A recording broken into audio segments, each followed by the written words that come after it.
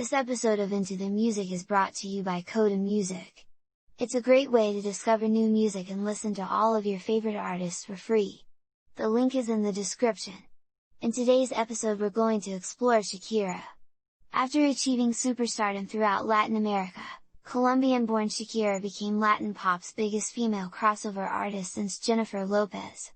Noted for her aggressive, rock-influenced approach, Shakira maintained an extraordinary degree of creative control over her music. She wrote or co-wrote nearly all of her own material, and in the process gained a reputation as one of Latin music's most ambitiously poetic lyricists. When she released her first English material in late 2001, she became an instant pop sensation, thanks to her quirky poetic synths and a sexy video image built on her hip-shaking belly dance moves. Shakira Mebarak, full name Shakira Isabel Mebarak Ripoll, was born February 2, 1977, in Barranquilla, Colombia, into a poor family. Her mother was a native Colombian and her father was of Lebanese descent, and so as a child Shakira soaked up music from both cultures. She also listened heavily to English-language rock and roll, listing her favorite bands in later interviews as Led Zeppelin, the Beatles, the Police, The Cure, and Nirvana. Shakira wrote her first song at age 8, began entering and winning talent competitions at age 10, and started learning the guitar at age 11. One story runs that around this age, she was kicked out of her school choir for singing too forcefully. In 1990, at age 13, Shakira moved to Bogotá in hopes of pursuing a modeling career, but wound up signing a record deal with Sony's Colombian division instead. Her 1991 debut album, Magia, comprised songs she had written over the past 5 or 6 years, including some of her earliest efforts. Although it didn't break internationally, the record started to make a name for her in her home country. Dissatisfied with the pop inclinations of the follow-up, 1993's Peligro, Shakira changed direction for a time, joining the cast of the Colombian soap opera Oasis in 1994. When Shakira returned to recording in 1995, she asserted more control over the direction of her music and worked more rock and roll rhythms, as well as occasional Arabic tinges, into her Latin pop material. The first results were Pies Descalzos, which was initially released in 1995, a slow seller at first. The album gradually caught on thanks to Estoy Aquí, which became a hit all over Latin America, as well as Spain. After that breakthrough, Pies Descalzos just kept spinning off singles, Donde Estás Corazón? Antología, Pienso en ti, Un poco de amor, Se quiere, Se mata. The album hit number 1 in 8 different countries and eventually went platinum in the US as well. Shakira toured for nearly 2 years promoting it. She finally left Oasis in 1997.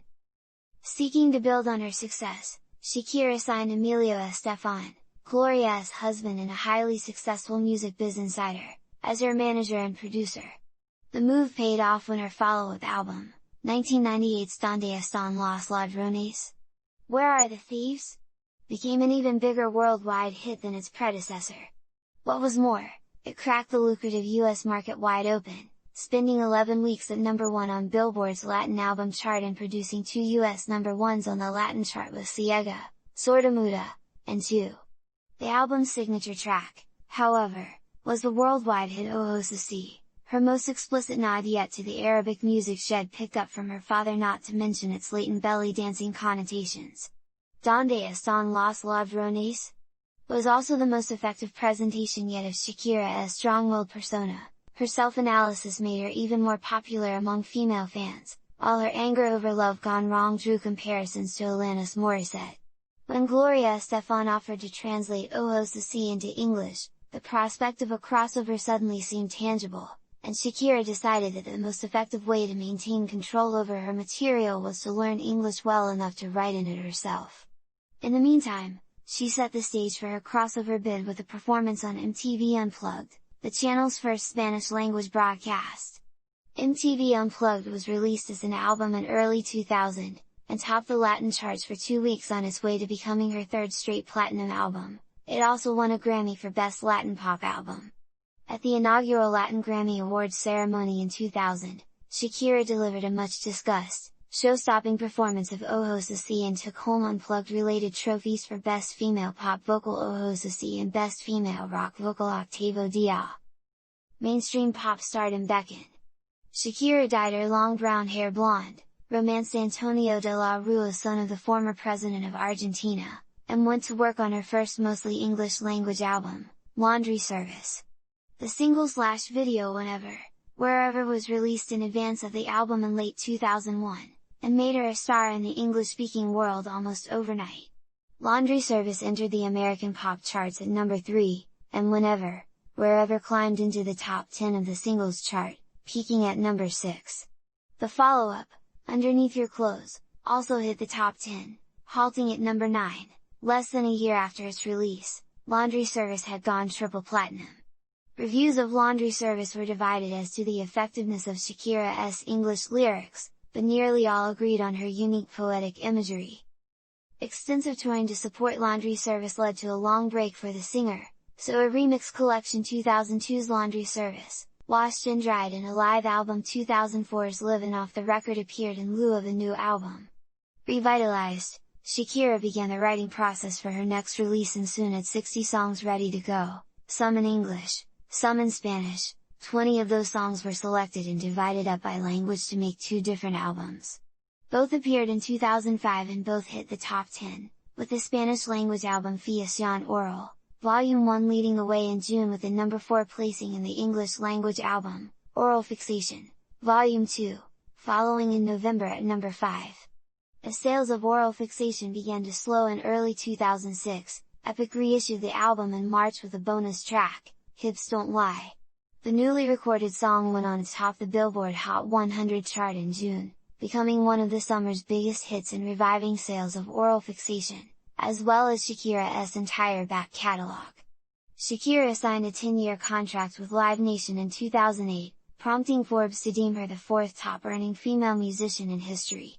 She also worked heavily on another album, traveling to multiple cities while collaborating with such producers as Redone, Wyclef Jean, and Luis F. Ochoa. She Wolf was completed in 2009 and ready for release in October, marking her 3rd English-language album. The electro-disco heavy She Wolf didn't make many commercial waves, performing well in Europe, Colombia, and Mexico but not in the US, yet Shakira quickly bounced back in 2010 with Waka Waka, this time for Africa, the official song of the 2010 FIFA World Cup that became an international smash hit.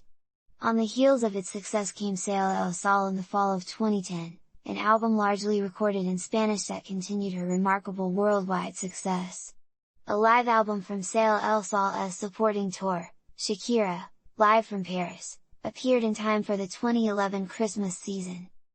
In 2012, Shakira replaced Christina Aguilera as a coach on the American hit musical talent show The Voice. She initially served for only 1 season, leaving in 2013, and after her departure she finalized her 10th album. Called Shakira, the record saw release in March 2014, preceded by the hit Rihanna duet Can't Remember to Forget You.